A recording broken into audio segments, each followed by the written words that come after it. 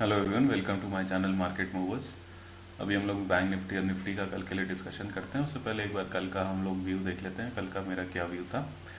कल का अगर व्यू देखेंगे तो 15 मिनट्स के चार्ट में मैंने यही बोला था कि कल अगर फ्लैट खुलता है और फ्लैट खुलने के बाद हमारा ये लेवल टूटता है 16,800 का, तो उसके बाद हम 16,700 और 600 के टारगेट्स नीचे की तरफ एक्सपेक्ट कर सकते हैं। बट अगर आप निफ्टी में देखेंगे तो आज एक गैप अप मिला था, और गैप अप होने के बाद मैंने ये भी बोला था कि अगर हमको गैप अप मिलेगा तो गैप अप में हमको वॉलेटिलिटी ज़्यादा दिख सकती है, क्योंकि जब भी देखिए ट्रेंड जब भी डाउन होता है और ट्रेंड डाउन के अगेंस्ट जब हमको कभी भी गैप अप मिलता है, या मान लीजिए कभी भी कोई ट्रेंड अप होता है और अप के अगेंस्ट हमें गैप डाउन मिलता है, तो वहाँ पर वॉलेटिलिटी बढ़ने के चांसेस काफ़ी ज़्यादा हो जाते हैं, क्योंकि जिन्होंने अपनी सेलिंग की पोजीशन कंटिन्यू का कैरी फॉरवर्ड करके लेके गए होंगे वो नीचे की तरफ, तो उनको जब गैप अप मिलता है तो वो लोग पैनिक की सिचुएशन में आते हैं। और जो बाइंग वाले ट्रेडर्स होते हैं उनके लिए भी कॉन्फिडेंस नहीं होता है, क्योंकि मार्केट एक दिन पहले काफ़ी ज़्यादा गैप डाउन खुला था और अगले दिन गैप अप हो जाता है,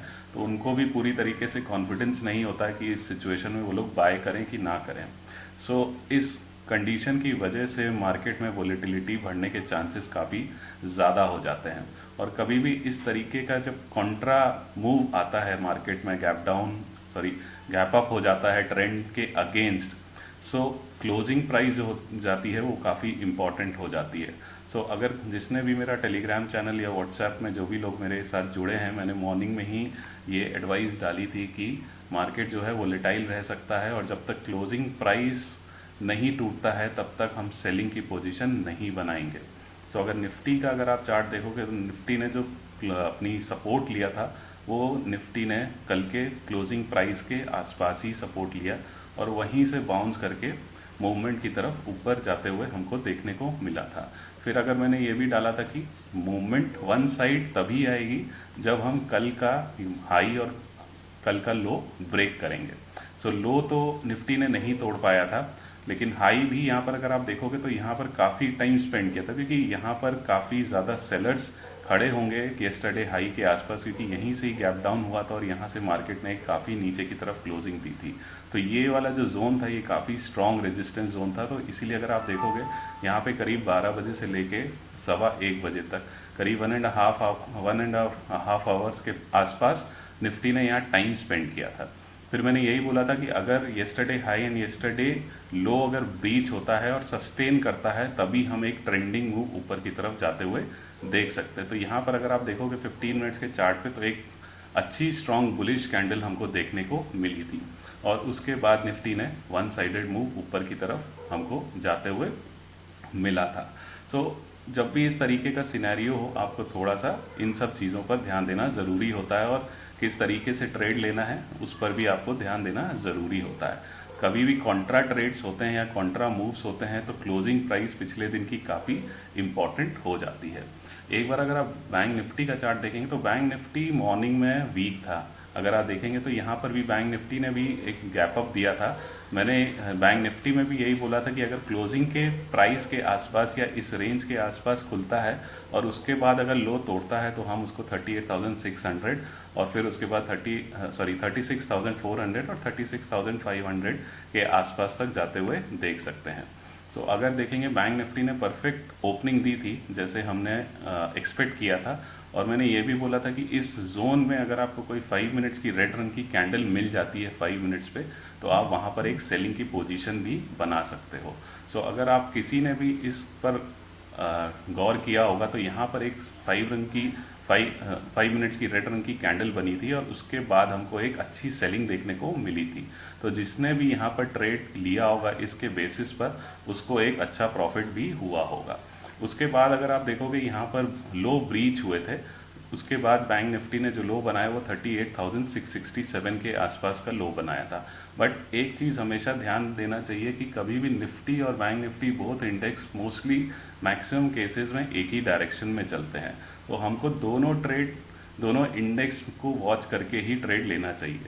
अगर आप निफ्टी का देखेंगे तो निफ्टी ने लो भी नहीं तोड़ा था और क्लोजिंग प्राइस का सपोर्ट लेके वहीं से बाउंस कर गया था। सो अगर आप बैंक निफ्टी का, मैंने एक स्टेटमेंट भी डाला था अपने चैनल पे, तो मैंने ये भी डाला था कि येस्टरडे लो ब्रीच हो गया और we can expect it to come near 36,400। Stop loss day high का था। बट जब निफ्टी अपना क्लोजिंग प्राइस को नहीं तोड़ पा रहा था तो मैंने यही मेंशन किया था कि निफ्टी की होल्डिंग कर रहा है क्लोजिंग प्राइस को और वो बैंक निफ्टी को फॉल करने से अलाउ नहीं कर रहा है। तो इसीलिए ऐसे सिनेरियो में हमको थोड़ा सा केयरफुल हो जाना चाहिए और अपने प्रॉफिट को ट्रेल करते रहना चाहिए।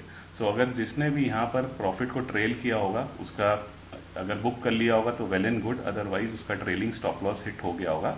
और उसके बाद अगर आप देखेंगे बैंक निफ्टी में वही सिचुएशन थी जो मैंने डाला था कि वॉलेटिलिटी रहेगी और जब भी इसका डे हाई ब्रीच होगा कल का, उसके बाद ही हम अपनी पोजीशन लॉन्ग साइड पे बनाने की कोशिश करेंगे।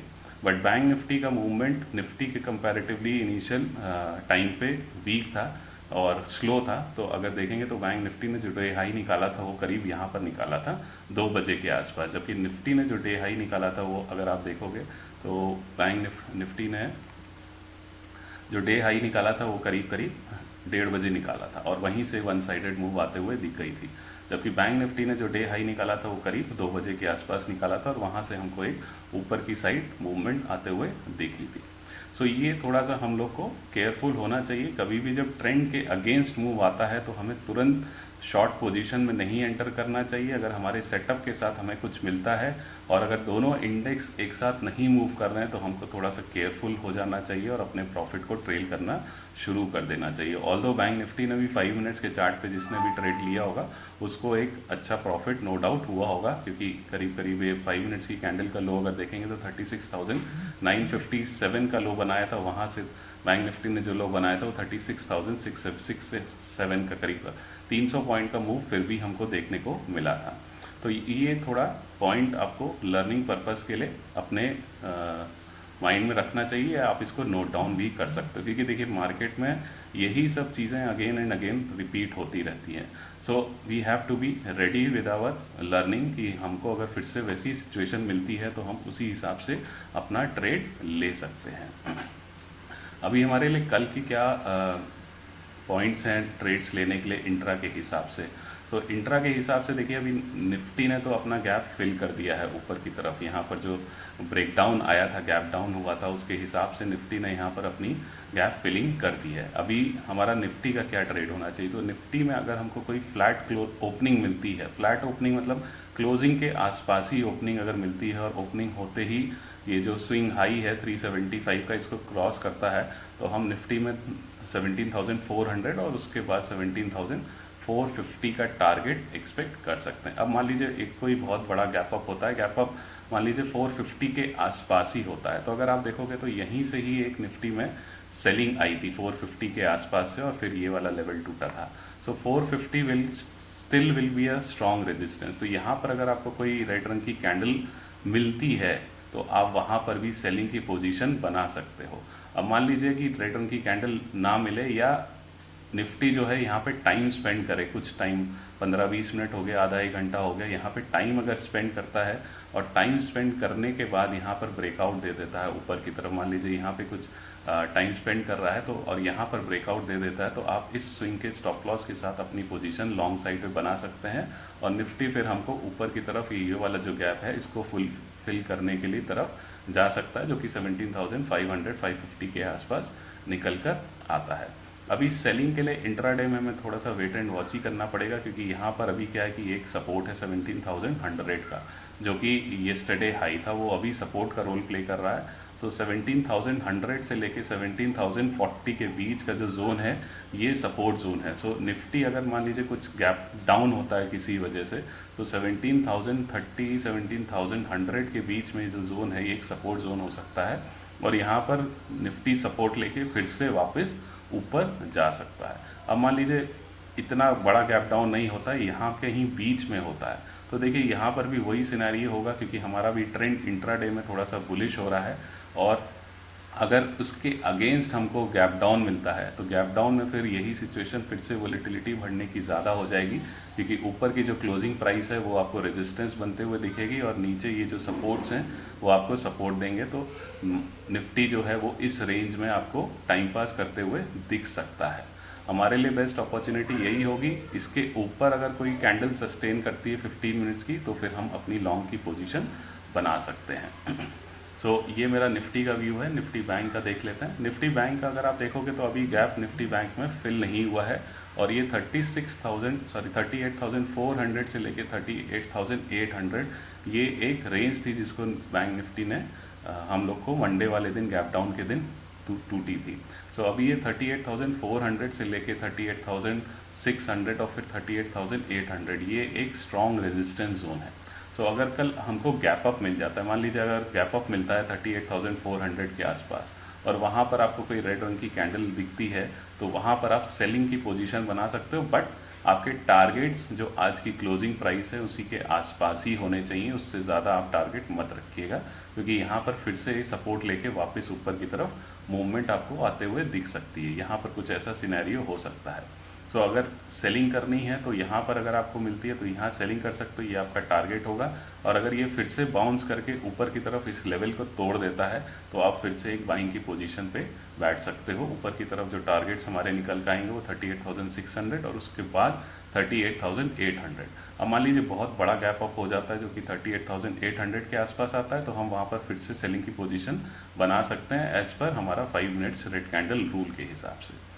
सो ये कुछ सिनेरियोज हैं। अभी देखिए नीचे की तरफ जो सेलिंग की पोजीशन है हम थोड़ा सा अवॉइड ही करेंगे, क्योंकि यहाँ पर अभी ये सपोर्ट का रोल प्ले करेंगे। 37,800, 37,550 के आसपास, 37,400 के आसपास ये सब सपोर्ट के जोन है। तो मान लीजिए बहुत बड़ा गैप डाउन होता है, यहाँ तक गैप डाउन होता है, तो हम वहाँ पर बाइंग की सिचुएशन ही देखेंगे। कुछ हमें को बुलिश प्राइस एक्शन मिलता है इन सब सपोर्ट के आसपास, 5 मिनट्स पे कोई रिवर्सल कैंडल मिलती है या कोई रिवर्सल पैटर्न मिलता है, तो वहाँ पर हम लॉन्ग की पोजीशन ही बनाना शुरू करेंगे। मान लीजिए यहाँ पे कहीं खुलता है तो यहाँ पर फिर से आपको वोलेटिलिटी दिख सकती है, क्योंकि ऊपर की तरफ क्लोजिंग जो है वो रेजिस्टेंस का रोल प्ले करेगा और नीचे ये सब जो जोन्स हैं ये सब सपोर्ट का रोल प्ले करेंगे।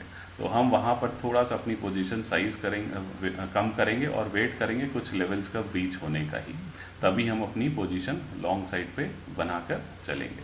तो ये मेरा व्यू है बैंक निफ्टी के लिए भी और निफ्टी के लिए भी। तो अगर मेरा वीडियो आप लोगों को अच्छा लगता है और मेरे लेवल्स आपके हिसाब से आपको ट्रेड अपॉर्चुनिटी दे रहे हैं और आप उसमें प्रॉफिट हो रहा है, तो प्लीज़ इसको लाइक करिए, शेयर करिए एंड सब्सक्राइब करिए। And thank you so much.